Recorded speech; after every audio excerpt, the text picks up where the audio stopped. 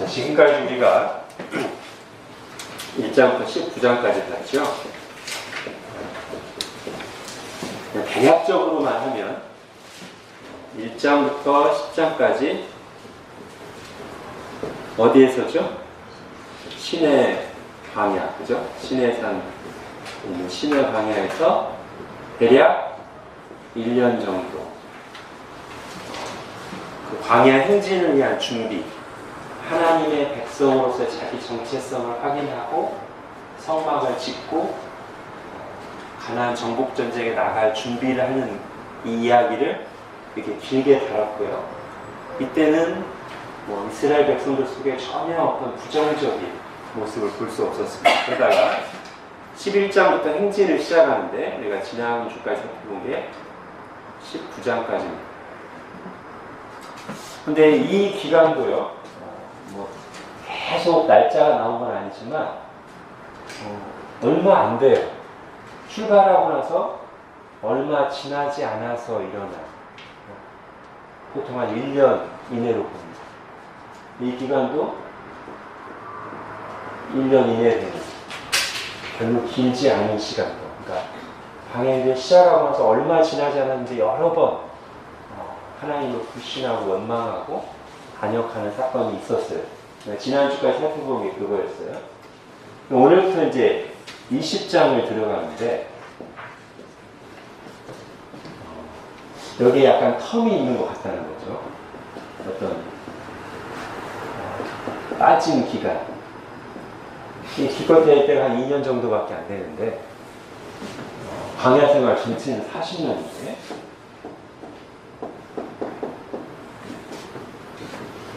자, 20장부터 36장까지 민수기 끝에까지. 자, 이때가 이제 시간이 다시 한번 나온단 말이죠. 시간. 미리암의 죽음으로부터 시작되는 20장에서 시간을 짐작할 수 있는데, 자, 민수기 33장을 한번 가보시죠. 민수기 33장. 여기에 보면 이스라엘의 출애굽 이후 광야 여정이 지명으로 쭉 나옵니다. 민수기 33장 한번 가보세요. 민수기 33장에 가면 광야 여정. 언제부터 냐면 출애굽부터 광야 대략 40년 여정이 쭉 나와요. 뭘로 나오냐면 지명으로 나오는데 다 읽을 수 없고요. 우리가 한번 어디를 가냐면 15절 가보십시오. 33장 15절. 자, 같이 한번 읽겠습니다. 시작. 르비딤을 떠나 시내 광야에 진을 치고. 예, 저희가 어디예요? 여기에요. 지금 민수기 3장, 민수기 33장 15절이 여기 얘기하고 있는 거예요. 시내 광야에 진을 치고 거기서 1년쯤 머물렀어요. 자, 그 다음에 16절을 보십시오. 또 읽겠습니다. 시작. 시내 광야를 떠나 기브롯 하따와에 진을 치고. 예, 좀 들어본 지명이죠. 기브롯 하따와, 번역하면 탐욕의 무덤이라는 뜻입니다. 어디에서 붙여진, 어느 사건 때 붙여진 이름이죠? 예, 메추라기 사건. 사람들이 먹을 거 달라고 막 고집을 피워서 하나의 메추라기를 사방 수킬로에 1m씩 쌓이게 줬더니 아주 그냥 회개하거나 감사도 없이 그냥 그것만 열심히 걷어서 입에 집어넣다가 하나님께 심판을 당하죠. 그래서 그곳 이름을 탐욕의 무덤이라는 뜻의 기브롯 핫다와라고 했는데, 거기가 민수기 11장이에요. 현사 16절에 기브롯 핫다와 얘기를 하는데 여기가 민수기 11장이에요. 다시 17절로 가보십시오. 기브롯 핫다와를 떠나 하세롯에 진을 치고. 하세롯은 우리가 진영을 살펴보진 않았습니다만 민수기 11장 끝부분이 기브롯 핫다와에서 하세롯에 갔다는 것까지 끝나요. 자, 이제 그리고 나서 그리고 나서 그 다음에 이제 바란 광야로 가는데, 자, 민수기 33장 계속 보십시오. 18절 하세롯을 떠나, 여기서부터 이제 우리가 모르는 지명이 계속 나와요. 림마, 림몬베레스, 림나, 리사, 그헬라다, 세벨산, 하라다, 쭉 계속 우리가 몰라요. 그때가 언제냐면 여기일 거예요. 이 기간. 이 기간을 민수기 앞에서 사건을 기록할 때 다 생략했어요. 생략하고 마지막에 민수기 33장에서 그냥 어디 지역을 거쳐왔다는 지명 이름만 쭉 나열해요. 무려 몇 절까지 그렇게 하냐면 18절부터 시작해서 35절까지. 자, 18절부터 35절까지. 민수기 33장. 여기까지 긴 기간을 쭉 하고요. 그리고서 이제 마지막 부분 보십시오. 민수기 33장 36, 37절. 38절부터는 설명이고 여정을 표시한 건 37절까지인데 맨 마지막 두 구절. 36절 에시온 게벨을 떠나 신광야 곧 가데스의 진을 치고. 자, 이게 오늘 20장 1절하고 똑같아요. 20장 1절 첫째 달에 이스라엘 자손 곧 온 회중이 신광야에 이르러 가데스에 머물더니. 그죠?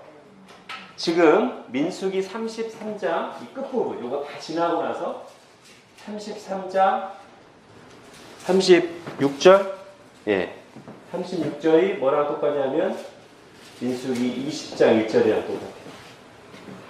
신광야 가데스. 그 다음에 민수기 33장 맨 끝에 여정 37절. 거기 어디에? 호르산. 그죠? 그건 어디랑 똑같아요?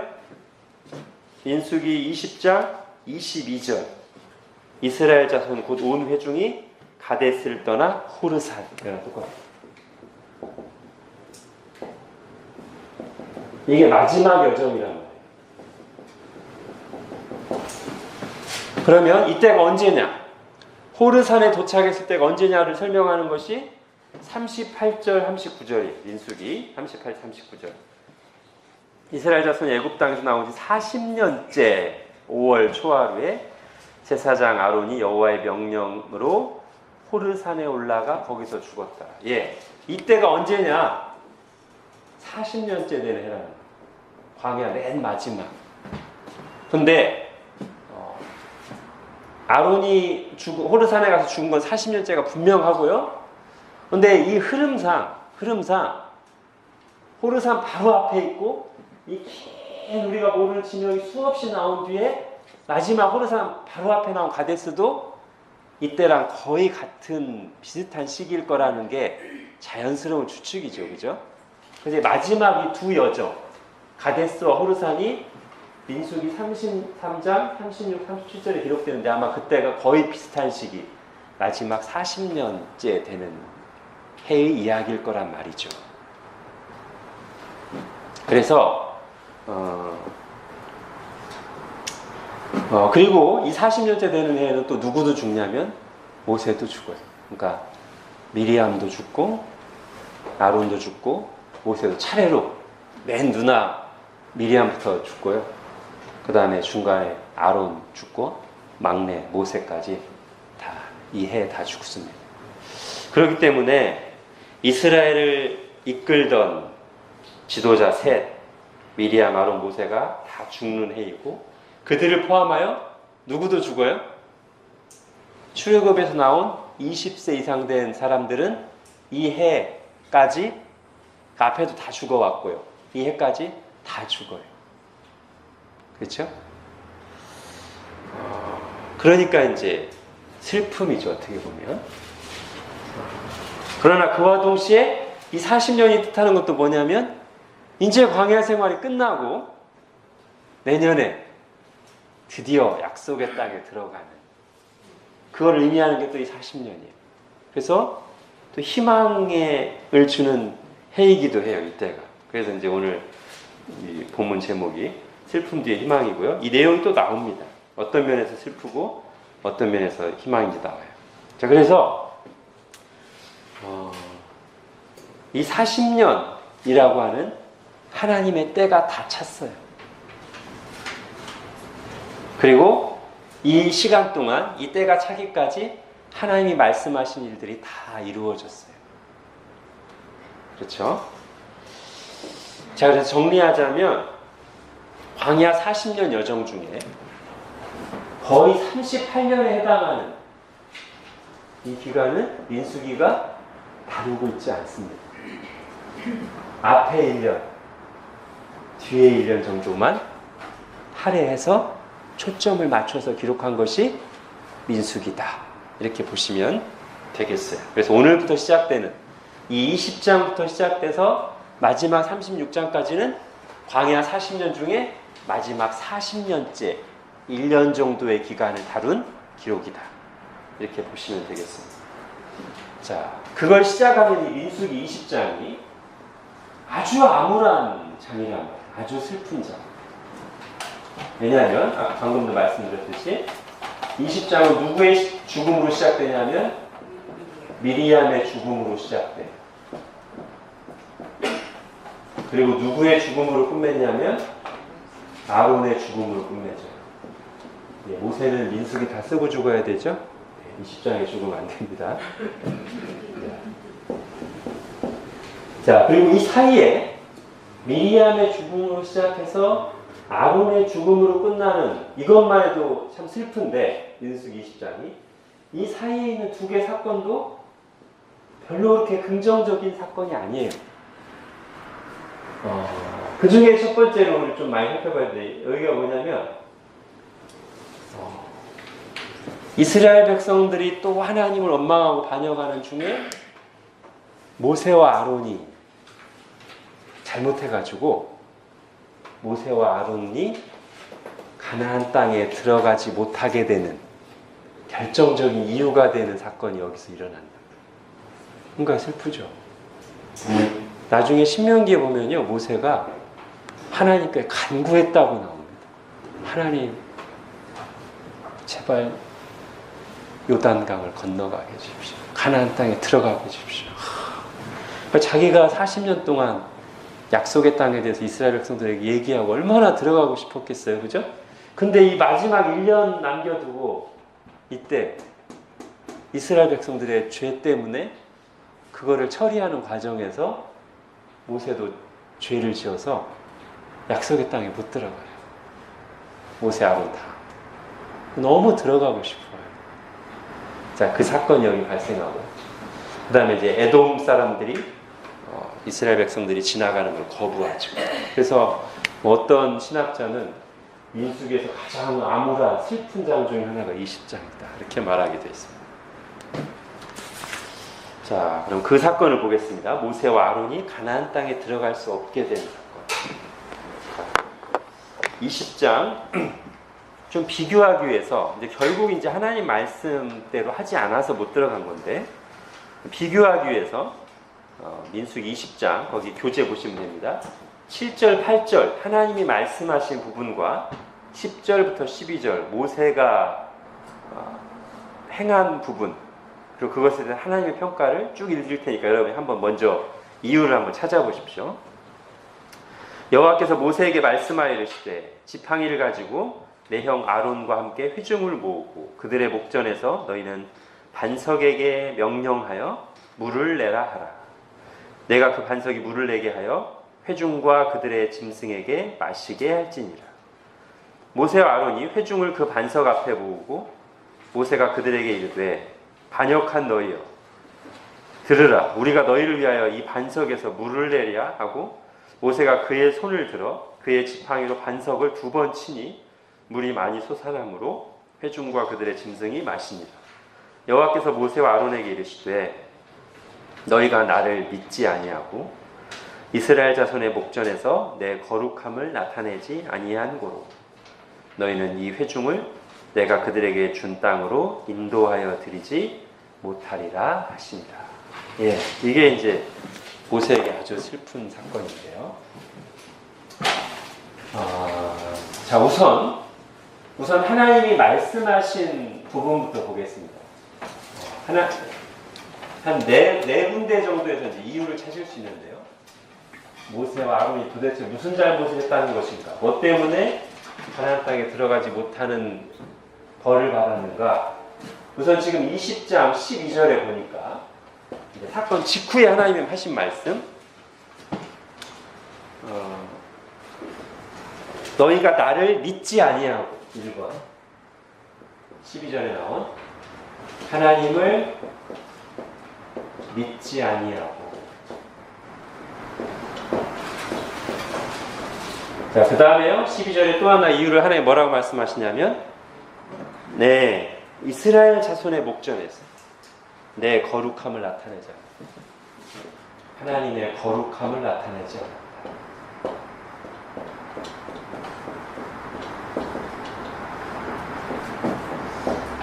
자, 이게 이제 사건 직후에 하나님이 바로 말씀하신 이유인데, 이 두 이유는 추상적이에요. 그죠? 어떤 행동을 했다는 건가, 구체적으로 무슨 죄를 지었다는 걸 말한 게 아니고 좀 본질적인 내용. 너희가 나를 믿지 않았다. 내 거룩함을 나타내지 않았다. 이것만 봐서는 근본적인 이유는 알겠는데, 구체적으로 그래서 모세가 뭘 했길래, 어떤 잘못을 했길래 는 여기는 안 나타나요. 요거는 뒷부분에서 좀 찾아봐야 되는데, 자, 24절로 한번 가보십시오. 민수기 20장입니다.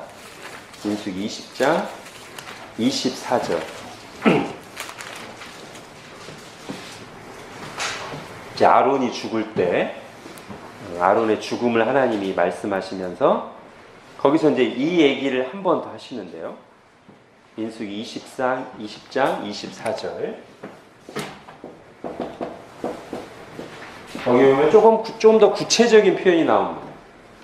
아론은 그 조상에게로 돌아가고 내가 이스라엘 자손에게 준 땅에는 들어가지 못하리니 이는 너희가 무리바 물에서 내 말을 거역했어요. 네, 여기 이제 좀 구체적인 거. 하나님의 말씀을 거역했어. 불순종했어. 자, 우선 또 한 군데 찾고 하겠습니다. 그 다음에 우리가 민수기 하면서 시편 105편, 106편을 두어 번 찾았는데요. 시편 106편으로 한번 가보겠습니다. 이스라엘의 이 역사를 쭉 이제 시편 기자가 노래한 부분이죠. 시편 106편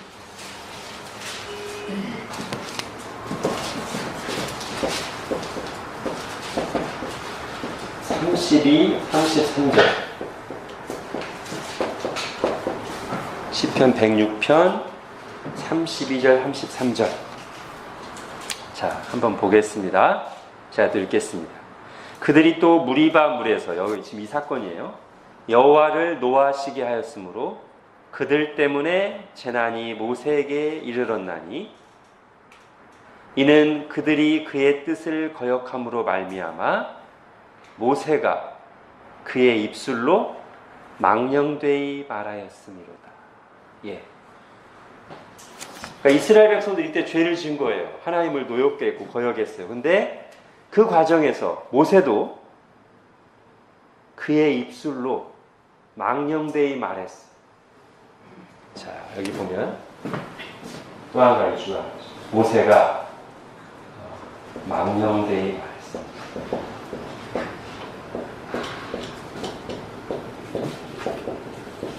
자, 그럼 정리하면요.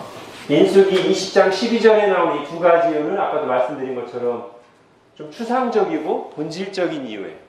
하나님을 믿지 않았어. 하나님의 거룩함을 나타내지 않았어. 그러면 하나님을 믿지 않기 때문에 한 구체적인 행동은 3번, 4번. 또는 하나님의 거룩함을 나타내지 않게 한 구체적인 행동은 3번, 4번인데 그걸 이제 비교해서 찾아보자는 거죠. 하나님 하신 말씀과 모세가 한 말과 행동. 이제 분명히 보입니다. 그러면 다시 20장으로 가세요.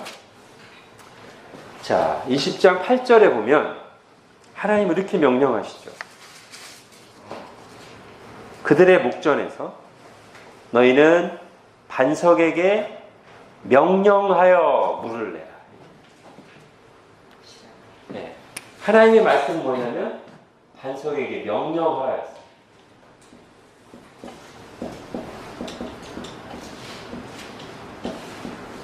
자, 그런데 모세는 어떻게 하냐면 11절 보시면 그의 손을 들어 그의 지팡이로 반석을 2번 쳤어요. 명령하라고 했는데 안 했어요. 하나님은 명령하라고 했어요. 반석에게. 근데 모세는 불순종하고 명령하지 않았습니다. 대신에 하지 말라고 하는 행동을 했어요. 이런 말 하나님 명령하신 적이 없는데 반석을 쳤어요. 그죠? 이게 하나님의 말씀을 거역한 내용이에요. 불순종한. 그러면서 반석에게 명령하지 않은 대신에 모세가 말을 했어요. 근데 그 말이 시편 106편에 의하면 망령되이 말한 거예요. 그게 뭐냐면 10절을 보십시오. 모세가 그들에게 이르되 반역한 너희여 들으라. 그 다음 얘기요. 우리가 너희를 위하여 이 반석에서 물을 내려. 아마 이 부분일 겁니다. 다른 데서는 뭐 찾을 수가 없어요. 이 말이 아마 맞을 거예요. 우리가 너희를 위하여 이 반석에서 물을 내려. 우리가.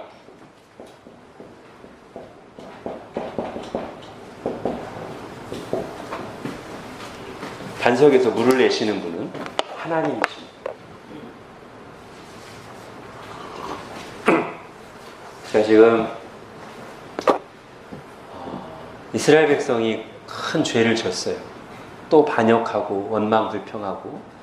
근데 모세가 아마 이때 그동안 너무 계속 원망불평하니까 쌓였는지 아니면 하여튼 어떤 이유로든 간에 이 모세가 이 중요한 순간에 이스라엘 백성들 앞에서 정말 하나님의 말씀을 그대로 준행해서 지팡이로 때리지 않고, 예전에는 한번 때렸죠, 그죠?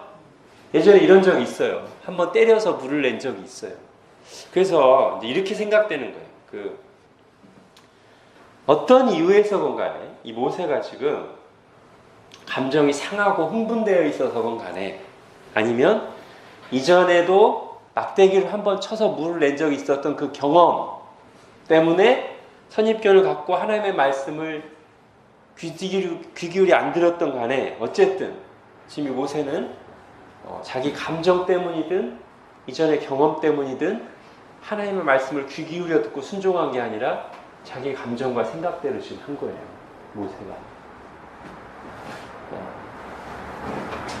그래서 하나님이 네가 나를 믿지 아니하고 하나님의 거룩함을 나타내자 말씀하십니다. 그러면 이제 이게 이제 구체적인 행동인데 여기로 들어가서 하나님이 이것을 어떻게 평가하셨냐면 네가 나를 믿지 않았다. 하나님이 원래 이 명령을 주실 때, 이번에 명령을 주실 때 하나님의 의도, 하나님의 마음 뭐였냐면 이거예요.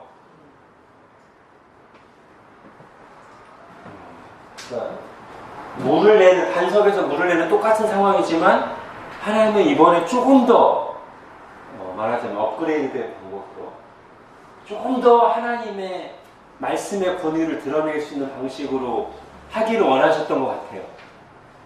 이전에 아주 광야 생활 초기에는 딱 쳐서 냈지만 이제는 그것조차 필요 없이, 이제 광야 생활 말년이잖아요. 이제는 말씀으로만 하나님이 반석에서 물이 나오라고 하신다, 이런 식으로 말씀으로만 해서 더 분명하게 하나님의 그런 영광을 드러내고 싶으셨는데 모세가 자기 생각이 끼어든 거예요. 자기 선입견, 자기 감정이 끼어들어서 자기가 하고 싶은 대로 했어요. 근데 하나님 그것을 네가 나를 믿지 않았다. 그냥 말씀만 해도 되는데, 명령만 해도 되는데 네가 거기를 2번이나 세렸다, 이렇게.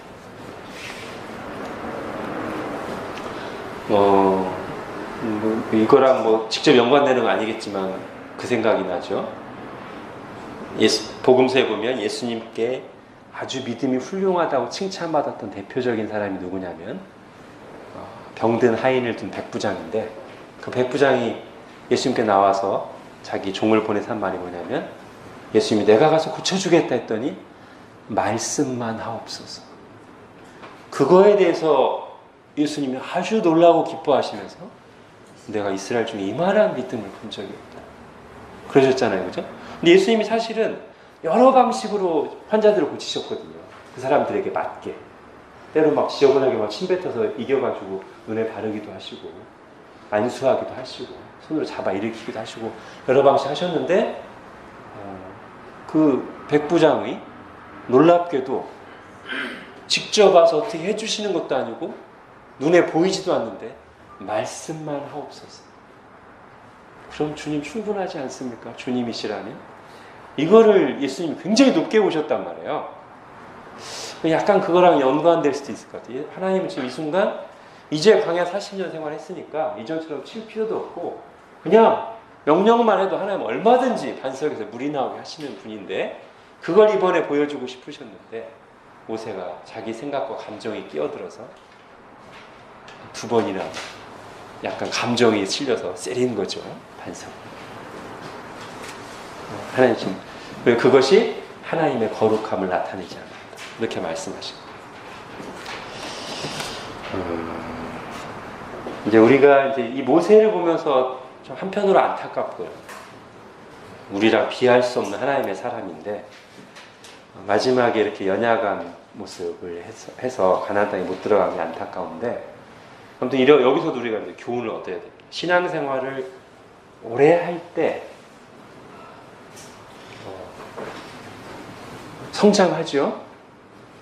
근데 때로는 그 신앙생활 과정에서 하나님이 주신 경험일지라도 그 경험이 그 이후에 하나님의 말씀에 즉각 내 생각을 내려놓고 순종하기보다 이전 경험을 가지고 하나님의 말씀을 판단하거나 내 생각에 사로잡힐 가능성이 있습니다. 그러니까 어떤 경우가 대표적인 경우예요? 하나님이 각 사람에게 다양한 경험과 은혜를 주시는데 자기에게만 해당되는 경험을 가지고 보편화시켜가지고 내가 옛날에 이렇게 또 이렇게 됐어 해봐. 이게 말씀이랑 맞으면 상관없어요. 언제나 적용되는 말씀에 해당하는 경험이라면 상관없는데 아닐 수도 있거든요. 그 사람에게만 그때 주는 특별한 경험일 수 있는데 그 경험에만 계속 사로잡혀서 오히려 말씀을 잘 못 들을 수가 있어요. 근데 예전에 이거 한번 경험했다는 거죠. 특히 신비체험 한번 하신 분들이 참 말씀 들어가기 어려운 경우가 많아요. 안타깝게도. 자기는 한번 뜨거운 거 경험했다는 거예요. 말씀보다 그게 중요하다는 거예요. 말씀 잘 배우려고요. 말씀을 가지고 그런 현상들을 분별하려고 하면 굉장히 거부감을 한다. 우리 그거 조심해야 됩니다. 꼭 신비체험이 아니어도 그렇다고 이전에 하나님 주신 경험들 다 부정할 필요는 없어요. 그거는 하나님이 나에게 그때 주신 경험으로 잘 가지고 있으면 되고, 늘 우리는 다시 어린아이 같이 말씀으로 지금 말씀에 귀 기울이면서 순종해야 돼요. 언제나 우리의 감정, 경험, 선입견보다 하나님의 말씀이 앞서게 해요. 이제 이 정도 하고요. 아론의 죽은 얘기는 특별한 게 없어서 그냥 넘어가겠습니다. 21장으로 가겠습니다. 자, 우선 놋뱀 사건을 먼저 할게요. 21장 앞부분에 나오는 호르마 사건은 뒤에 나오는 요단 동편 점령하고 한꺼번에 살펴보겠습니다. 자, 놋뱀 사건. 이건 우리가 비교적 민수기에서 잘 알고 있는 내용 중에 하나인데 복음서에 인용됐으니까 그래도 한번 보겠습니다. 교재 보세요. 21장 5절부터 9절. 백성이 하나님과 모세를 향하여 원망하되 어찌하여 우리를 애굽에서 인도해내어 이 광야에서 죽게 하는가. 이곳에는 먹을 것도 없고 물도 없도다. 우리 마음이 하찮은 음식 뭘까요? 만나, 그죠? 하나님이 주신 것을 이렇게 표현하고 있어요.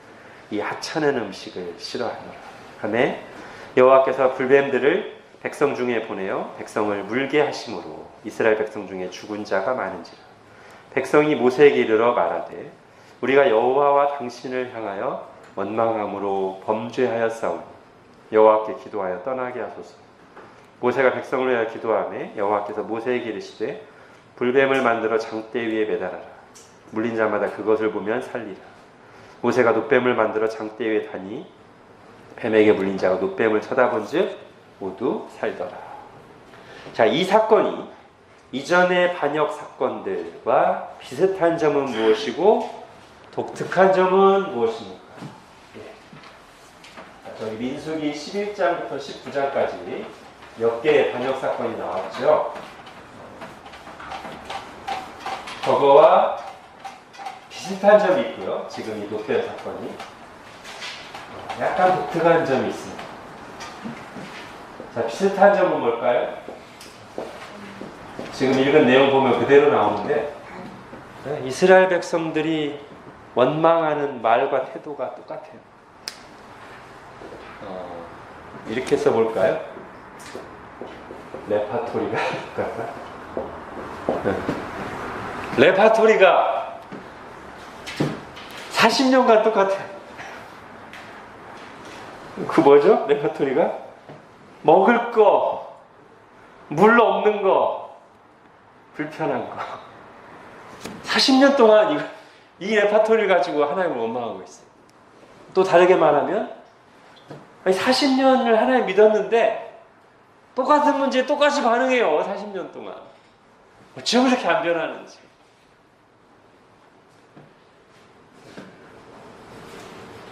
그리고 그 수준이 어디까지 가냐면 항상 하나님의 은혜를 그냥 깡그리 무시하는 데까지 가요. 이 사람들이. 이게 문제예요. 이게 이스라엘의 문제. 우리가 힘들할 수 있죠. 힘든 일이 있으면. 근데 이스라엘 백성들의 이 광야에서의 불평과 원망의 특징은 내가 지금 힘드니까 하나님이 나에게 그동안 구원 베푸신 걸 다 쓸모없고 이게 뭐고 나 힘들게만 했고 나는 신앙생활 하는 내내 힘들었고 이거예요. 계속. 이 레파토리. 지금 힘들면 그동안 은혜 싸그리 다 부정은. 그죠? 하나님을 불신하고 원망하고. 이게 비슷한 점이에요.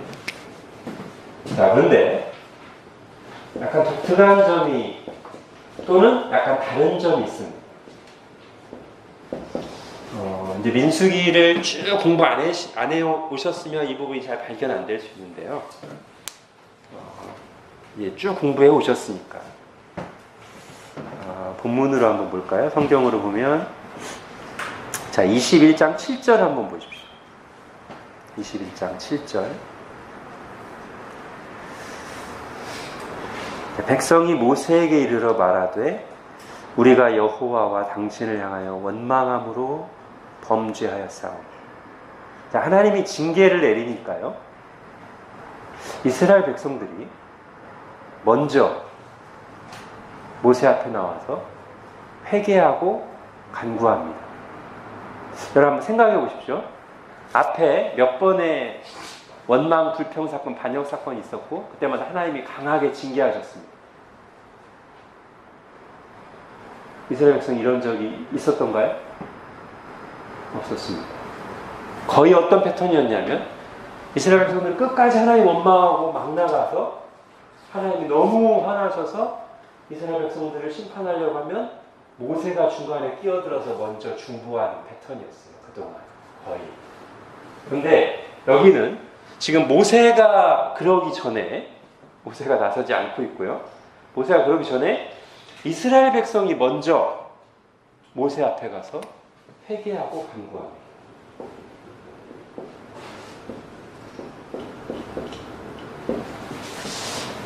아까 이제 비슷한 점 할 때는 어쩜 이렇게 40년간 변하는 게 없냐 했는데 요거 보면 조금 달라진 것 같기도 하고, 그죠? 똑같이 어려워하다가도 예전보다 좀 빨리 돌아가고 좀 빨리 반응하고 좀 빨리 회개하고 좀 빨리 인정하고 이런 거요.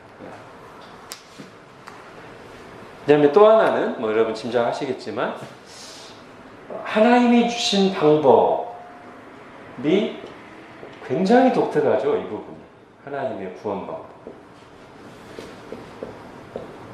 바로 이 부분 때문에 이제 신약에서 예수님이 이것을 인용하신 건데 하나님 이때 이스라엘 백성들이 그래도 이제 회개하고 간구하니까 구원의 길을 내주시는데 아주 독특한 방법을 내주신단 말이에요. 너희를 물어 죽이던 그 뱀, 죄의 결과로 너희를 심판하던 그 뱀을 모양을 만들어서 장대 위에다 매달아라. 나무에다 매달아라.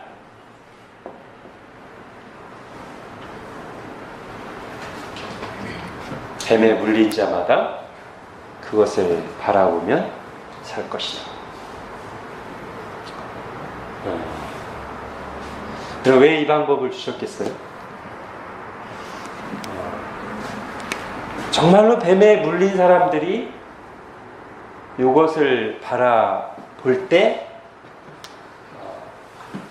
그들 속에 마음속에 일어나는 무엇? 그걸 하나님이 원하신 거죠. 즉 이거의 진정성, 니네가 정말로 죄를 지었다고 인정하고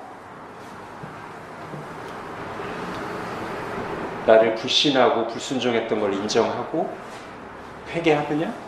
그렇다면 나를 믿고 순종해라 이거죠. 내가 지금 이상한 방법을 너에게 주는데 이스라엘 문제는 그거잖아요. 하나님을 믿지 않는 거, 그래서 순종하지 않는 거. 불신과 불순종이니까 하나님은 너네의 회개가 정말이라면 나를 믿고 순종해. 내가 불신과 불순종이 너의 죄였는데 내가 정말로 회개하면 불신에서 신으로, 믿음으로, 불순종에서 순종으로. 그거의 회개의 진정성을 보여주는 거예요. 이게 정말로 하나님을 믿어야 바라볼 수 있어요. 안 그러고 여전히 자기 생각 가지고 있으면 지금 다 죽어가는데 무슨 해독제를 주시든가 뭔가 해야지. 나무에다가 뱀 모형 만들어 놓고 바라보. 이 차이란 말이에요.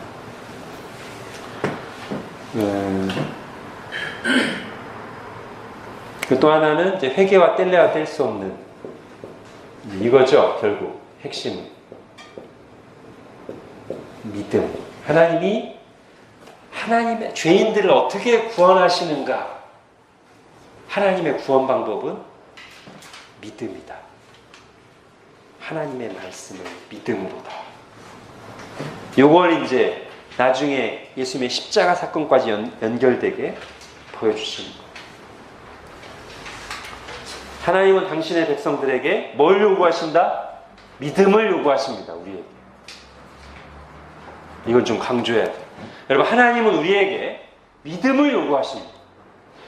하나님의 말씀을 정말 믿을 것을 요구하십니다. 그리고 믿는 사람들에게 구원이 임합니다.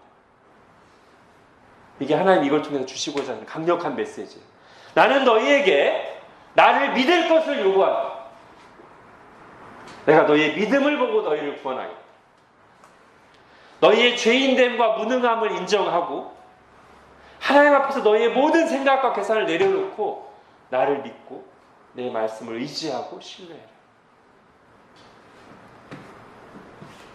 자, 그래서 이 사건이 이제 누구랑 연결되냐면 니고데모랑 연결됩니다. 니고데모 어떤 사람이죠? 내려놓을 게 많은 사람이에요. 니고데모. 한마디로 내려놓을 게 많은 사람. 성경도 많이 알고요. 그동안 착한 일도 많이 했고요. 사람들의 평판도 너무 좋고요. 돈도 많고요. 자기 생각도 많아요. 그 대표적인 사람이 니고데모. 근데 니고데모가 주님 앞에 나오자마자 질문도 안 던졌는데 이미 예수님은 그가 나온 이유를 꿰뚫어 보시고 단번에 얘기하시죠. 사람이 거듭나지 아니하면 하나님 나라를 볼 수 없다. 그 말은 뭐냐면 제가 아까 좀 내려놓을 게 많다고 했는데 네가 지금 들고 있는 거 그거는 하나님 나라 들어가는데 아무 도움이 안 돼. 오직 거듭나는 게 필요하지. 네가 지금 내 앞에 들고 나온 사람들이 인정하는 그 많은 거 아무 도움 안 돼. 거듭나는 것만 필요해. 니고데모가 충격받았죠. 그래서 뭐라고 그래요? 니고데모의 품위에 안 맞게 엄마 모태에 들어갔다가 다시 나야 되겠사옵니까? 그러면서 이제 예수님이 결국 거듭남에 대해서 얘기하시다가 마지막에 이 얘기로 간단 말이에요. 모세가 광야에서 뱀을 든 것 같이 나 예수 인자도 들려야 하리니 이는 그를 믿는 자마다 영생을 얻게 하려 합니다. 아마 니고데모는 이 본문을 잘 알기 때문에 이 말씀을 들었을 때 깊이 생각했을 수도 있어요. 여기서 주님이 말씀하신 믿음, 이 본문에서 하나님이 이스라엘에게 요구하셨던 믿음은 뭔가? 자기 생각과 그런 걸 다 내려놓고 오직 나의 죄인됨을 인정하고 나의 무능함을 인정하고 내 스스로는 구원받을 수 없음을 인정하고 그냥 하나님의 방법을 바라보는 거예요. 그게 이 문맥에서의 믿음인데 예수님이 지금 그걸 가져와서 니고데모에게 말씀하시는 거예요. 하나님이 세상을 이처럼 사랑하사 독생자를 주셨으니 이는 그를 믿는 자마다 너의 어떤 노력과 행위를 통해서가 아니고 너의 무능함과 죄인됨을 인정하고 믿는 자마다 영생을 얻게 하려 하십니다. 우리는 항상 이 복음으로 돌아가야 됩니다. 그렇죠?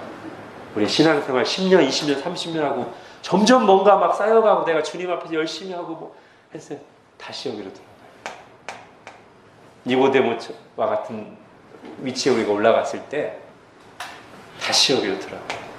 내 노력과 뭘로 주님과 동행하시는 게 아니고 은혜 받는 게 아니고 오직 은혜로 오직 믿음. 그죠?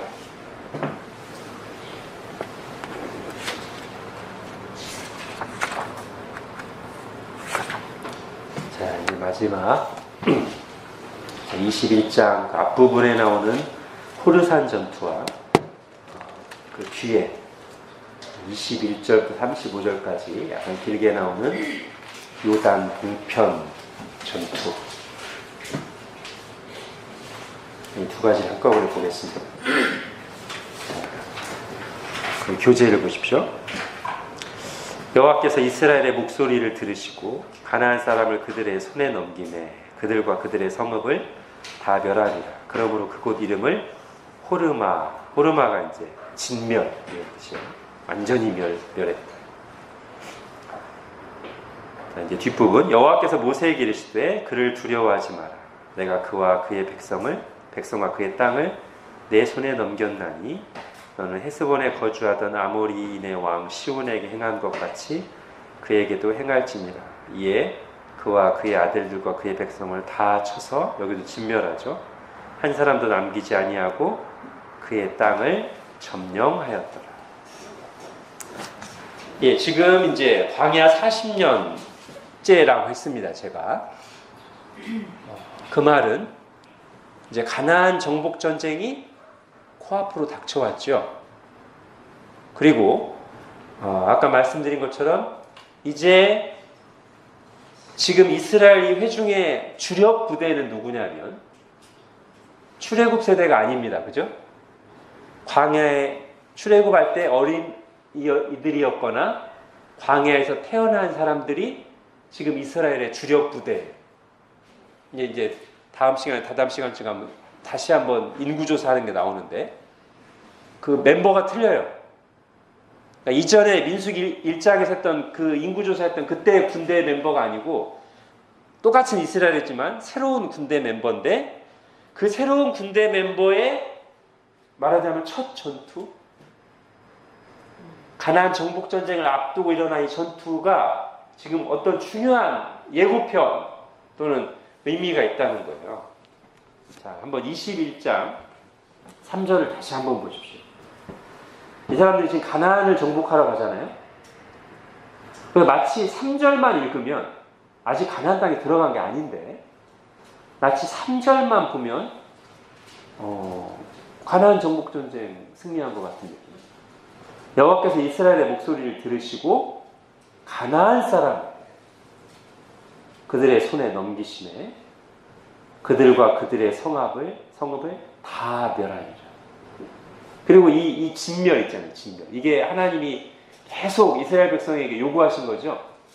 가나안 백성들을 진멸하라. 2절에 보면 이스라엘 백성들이 또 그렇게 하고 나아가요. 이스라엘 여호와께 소환하이르되 주께서 만일 이 백성을 내 손에 넘기시면 내가 그들의 성읍을 다 멸하리이다. 이거는 지금 이제까지 보지 못한 모습입니다. 이스라엘 백성에게. 이스라엘 백성이 먼저 하나님께 나가서 우리가 저 가나안 사람들을 진멸하겠습니다 하고 나가고, 하나님은 그들의 목소리를 들으시고 실제로 그들과 함께 하셔서 가나안 사람들을 진멸하세요. 이게 마치 가나안 정복 전쟁의 아주 좋은 예고편 같고, 그래서 그 이름도 호르마라고 했어요. 진멸. 그죠? 자, 그 다음에 21절부터 35절까지가 이게 유명한 전투입니다. 이 지도를 조금 봐야 되는데요.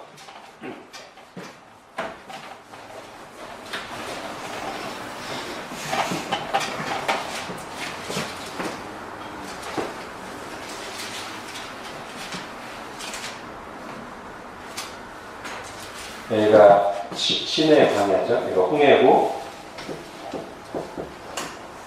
여기가 이집트고요. 여기가 지금까지 민수기의 배경이 되는 시나이 반도, 여기가 시내 광야고요. 출애굽 쭉 홍해를 건너서 출애굽을 해서 여기서 1년 정도 지내고, 여기서 40년 좀 방황한 거죠. 그래서 이제 여기가 사해, 갈릴리, 요단강인데, 그래서 여기로 들어가는 건데요. 요 부분이에요, 지금. 지금 민수기 21장에서 이스라엘 백성들이 쳐부순 아모리 족속, 시온 왕과 바산 왕, 시온 왕 헤스본과 바산 왕이 다스리는 지역이 이쪽 지역이라고. 즉 요단강 동편 지역. 여기는 지중해. 사실 엄밀하게 말하면 가나안은 이쪽이거든요. 가나안 땅은. 여기가 가나안 땅이에요. 여기가 요단강이고요. 요단강 왼쪽이 가나안 땅이란 말이죠. 근데 여기서 먼저 붙었어요. 이스라엘이 쳐들어간 게 아니고 요 아모리 족속 두 왕이 길을 비켜주기 싫다고 하면서 선제공격을 해왔단 말이죠. 이스라엘을. 그래서 여기서 한번 이제 붙어서 이긴 이스라엘이 여기서도 담대하게 하나님 의지하고 싸워서 이 두 왕을 이겼을 뿐만 아니라 여기랑은 다르게 이 땅을 점령했어요. 진멸하고 점령해가지고 여기까지가 결과적으로는 이스라엘 땅이 돼요. 그러니까 여호수아서에서는 요단강을 건너서 여리고부터 시작해서 이렇게 정복전쟁 하잖아요. 근데 그 전에 이미 민수기 때 광야 40년째 되는 해에 여기서 정복전쟁을 1차로 한 셈이 됐어요. 그래서 나중에 이 땅이 이스라엘 백성의 땅이 돼서 두 지파 반이 여기를 나눠 먹죠. 그죠? 루벤 지파, 갓 지파, 므낫세 반 지파가 여기를 이제 아예 자기들의 땅으로 가신다는 거예요. 그러니까 그 사건이 지금 민수기 21장, 그러니까 마지막 40년째 되는 해 초기에 그게 일어났단 말이에요. 중반쯤에. 이게 굉장히 의미 있는 사건이죠. 그래서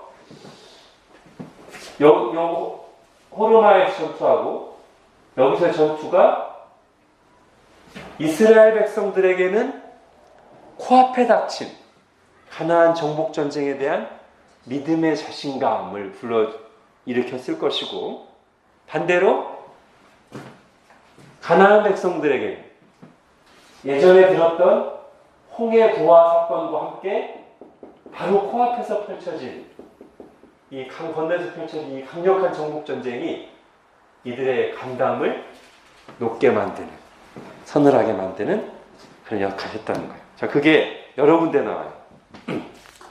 자, 민수기 22장 한번 가보겠습니다.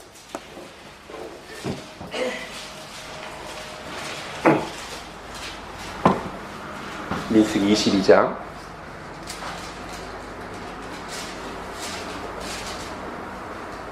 2절 2절 보세요. 이제 다음 주에 이제 우리가 또 잘 아는 발람과 발락 사건을 할 텐데, 그때 발락이 이렇게 얘기해요. 십볼의 아들 발락이 모압 왕이죠. 이스라엘이 아모리인에게 행한 모든 일, 지금 저거예요. 아모리인에게 행한 일이 요단강 동편 싸움이요.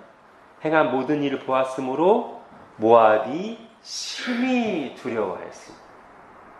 그죠? 자, 신명기 2장도 한번 가보겠습니다.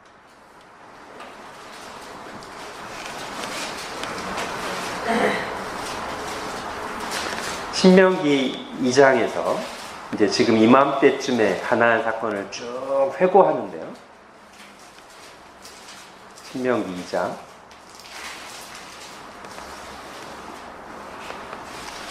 자, 지금 저 요단 동편 싸움, 즉 헤스본 왕, 바산 왕 이야기를 하면서 24절 한번 보십시오. 신명기 2장 24절. 너희는 일어나 행진하여 아르논 골짜기를 건너라. 내가 헤스본 왕 아모리 사람 시온과 그의 땅을 내 손에 넘겼은즉 이제 더불어 싸워서 그 땅을 차지하라. 오늘부터 내가 천하 만민이 너를 무서워하며 너를 두려워하게 하리니 그들이 네 명성을 듣고 떨며 너로 말미암아 근심하리라 하셨느니라. 자, 한 군데만 더 보겠습니다. 여호수아서 2장입니다.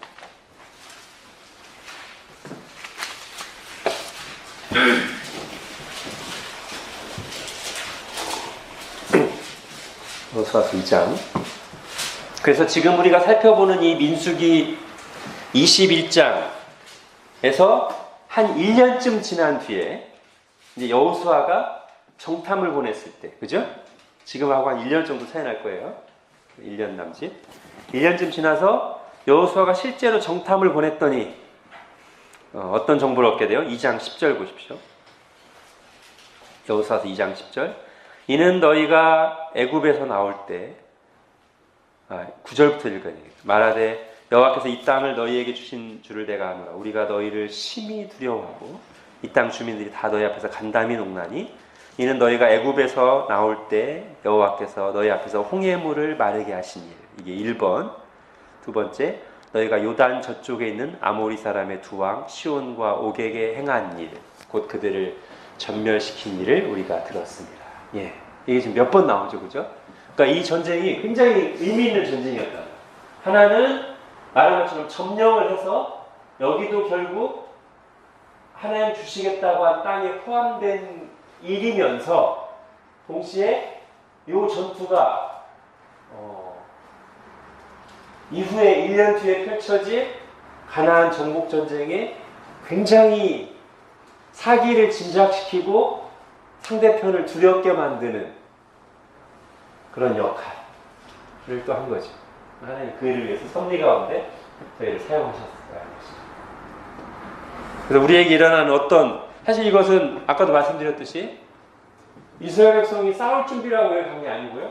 지나가려고 하는데 이 두 왕이 갑자기 공격해 들어온 거예요. 그래서 당황했고 어려웠을 수 있는데 오히려 이 싸움이 시간을 지나고 보니까 이스라엘 백성이 굉장히 유익한 도움이 되는 그런 전쟁이었다.